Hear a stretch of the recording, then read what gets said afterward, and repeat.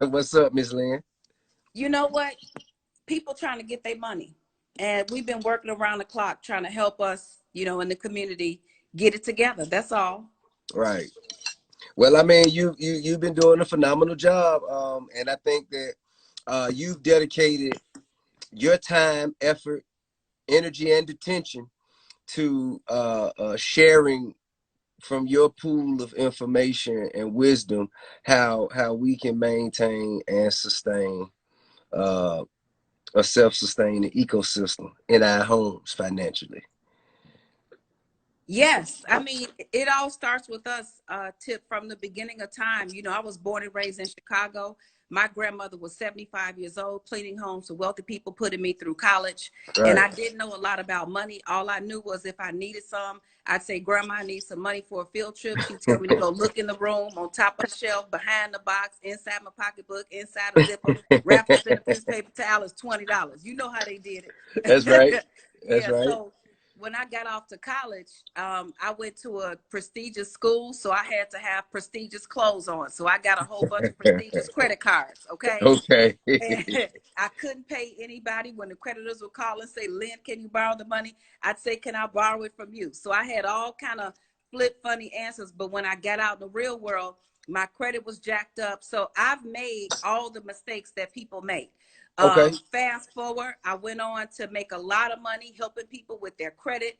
I helped a lady with 4 bankruptcies and 2 foreclosures overcome her credit issues. I was like a Mm. local celebrity in Chicago, but I was living a lie. I was living check to Monday. You see, That's check to right. check is a blessing. That means you get paid on Friday and by the next payday you broke. But check to Hmm. Monday is a whole different game. You get paid on Friday, you kick it on the weekend, you pay on your past due bills. Because in your mind, your current bills ain't due yet. And on by Monday, you broke. And I was living that lifestyle. I was making $80,000, $90,000 a month. It Right. didn't matter. I always found a way to be broke. So I You started found a working with way to be Russell. broke. I always found a way to be broke. Because if you Damn. here's the deal: if you make 50,000 but you spend 100,000, you live in check to Monday. You If you did what make I'm saying. 200,000 but you spend 400,000, if you make 10 billion but you spend 20 billion, you Right. live in check to Monday. So I help our people now. I work with Russell and Light and so many people to help us understand more money doesn't solve a money problem. We got to Right. have multiple streams of income, and we got to figure out how to be strategic. Like you, I mean, You you did. you have been out here for a while. I have now. I am, probably exponentially more aggressive with my investments, and what I'm saying. I would not suggest for everyone to take the same steps. Everyone's journey is different. You know what I'm saying. I take Right. shots because I have multiple streams of income, and passive income. You know what I'm saying. That if I take a shot and it brick. You know what I'm saying? I can go ahead and make it up with the next one and the next one and the next one. And that Right. that that level of investment, that method of investment would not be suggested to you by many, but it has worked for me for so long. So I but I understand. but I would like to ask you the questions, right? That I feel Okay. all of the people who are watching right now would like to know. Okay. How do you stick to a budget during a pandemic? Okay, so the first thing, let me just start by saying this. This is what I believe your budget should be. Mm-hmm. Everybody should live by the 10, 10, 30, 50. The first 10% you tithe or you give. If you go to church, fine. If you want to give, fine. But give something. Russell says, good givers are great getters. I see you giving all the time. I think Right on. giving is just it's a soul way to connect, with the world and with the community. So the first 10% you give, the next 10% you save. And you saving not just for a Oh, rainy day, but you saving for a come up. Right now, people can come up on stock, people can come up on real estate. that's So right. you want to save money, not just for a rainy day, like Big Mama said, but so Mm, you can make those kind of investments that you're talking about. Then the next right. 30% you want it's your spending money. And this is for your groceries, gas, hair, nails, all your jujus, right? And if it doesn't Mm-hmm. fit, get rid of it, because we have to avoid a spending addiction. That's right. We got to avoid a spending addiction. And a spending Right. addiction is what you I have wish when you go to the I hope my old lady listening. I hope my old lady listening, because you said spending Leave her addiction. alone. Is Leave that her a alone. thing? Is that actually a thing? We need to really put that in the phrase of the day. Spending addiction. Yeah. Yeah, it's I'm when you go to the telling you, grocery store, man. and then this is my thing. You don't walk in the grocery store talking about you want some toothpaste. What you get a shopping cart for? You don't need no shopping cart for no toothpaste. So you Man. went in there line, but I did it. I used to go to the store. I would want to spend $100. By the time you get to the cash register, you got $300 worth of stuff. So I'm Right. encouraging people to just use cash, because if you only have cash, you can only spend You what's spend in what you your got. hand. But You if know, you another writing or swiping, yeah. you can spend anything. Now, another little tip, tidbit for right now. When you're going to the store, if you make a list and you go in there with a specific item or list of items in mind, you're much less likely to just start throwing shit in the cart. You know what I'm saying? You got 5 things on this list. This shit shouldn't cost me no more than $9 to $12. Right. So, all right, when I go, I'm going to aisle 3, 5, and 6. You get aisle 1, 2, and 7, Yeah, and let's get what we need to get on out of here. That is, exactly. also something that I think, you know what I'm saying, it's a piece of advice I've been giving my wife, and she doesn't listen. She just goes and shops, and one of the benefits of having a wife with money, you know what I'm saying? You That's shop, it's right. on you, baby. Go ahead, ball line. That's right. Well, when you get to a certain level, you can spend that. But see, we come from a culture of not having. So our culture tells us when we get something that we got to show the world we got it. I That's right. always say rich people stay rich because they act poor, and poor people stay poor because they act rich, and poor people stay Mm. poor acting rich in front of other poor people, which is real crazy. So until we can afford to do that, yeah, until we can afford to do that, we got to control it. So the first 10% you give, the next 10% you save, 30% is cash with your list, okay? Mm. And that's for your groceries, gas, hair, nails. If it don't fit, get rid of it. And we got to stop saying stuff is on sale. That ain't on sale for you. If it ain't free, it ain't on sale for you if it ain't in your budget, okay? And then the remaining 50% stays in your checking account for your bills. So now this is Right. where we have to start being strategic with the pandemic, Uh-huh. because I'm hearing people saying they paid their mortgage and they don't Right. have any money for food. You Right. have to listen to the laws that have been passed. Yeah, they got forgiveness. If they're saying no mortgage payments for 6 months, call your lender.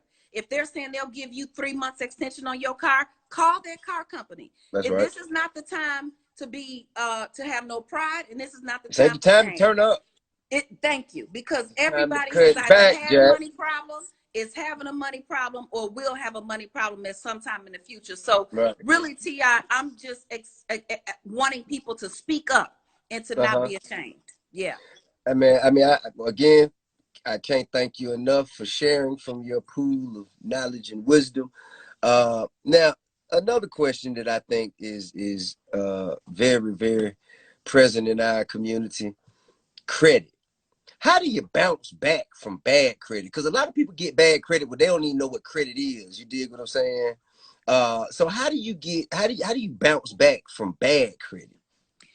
Well, I have this theory. I say that there are 5 F's that are keeping us all broke.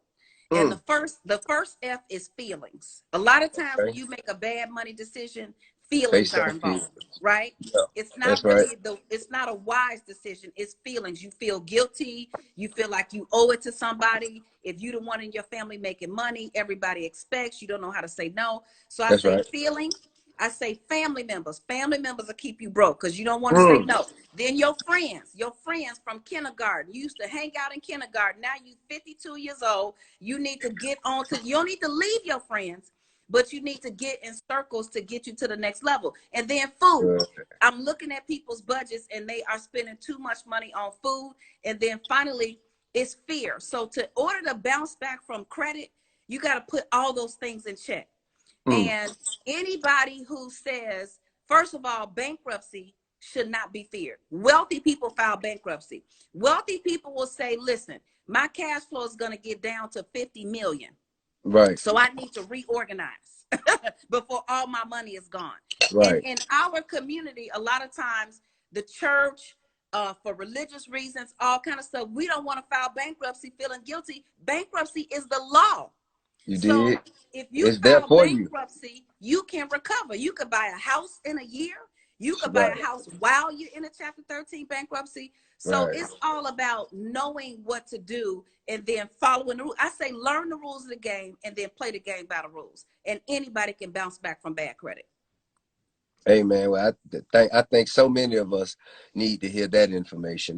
We definitely appreciate you for that. I got another separate question. What got you into financing in the first place? Like, what made you, key into the world of finances the way you have, and to help us?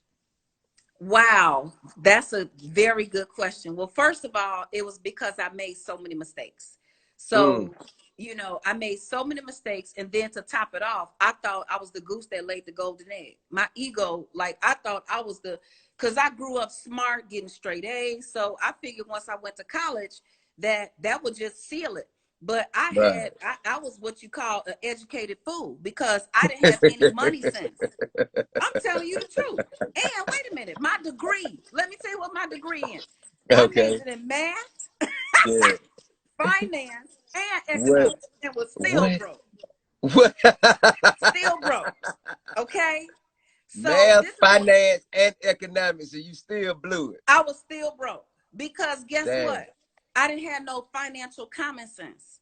So I Okay. thought I could just spend money and I thought I could just work hard and go get more. Well, at some point, the law of diminishing returns is going to take effect if you don't have a system or some kind of way to replenish. Like you said, you've replenished. I didn't have a way to replenish. So I Right. think for me, I think a lot of people, and this is why I say you should not judge anybody because everybody has been through something That's and right. it's your something that's going to help somebody else. So Man, I was the worst. Like I got to the place when I didn't have any more money. My friends, family members, the only people I had was my husband, my grandmother, and God. And that's right. people turned their back on me. And so I just decided I wanted to start helping people. And I wrote my first book, Living Check to Monday, because it wasn't check to check. It was check to Monday. And from there, a lot of people started admitting, because Uh, this is what you got to realize.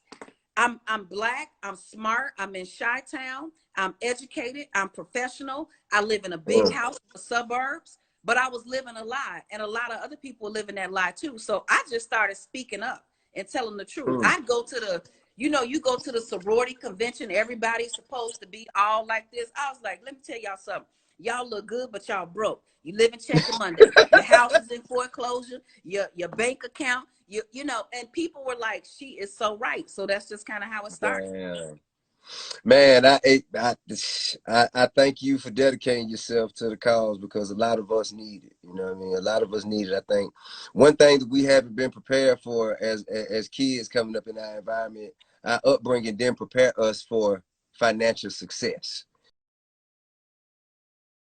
Share and subscribe.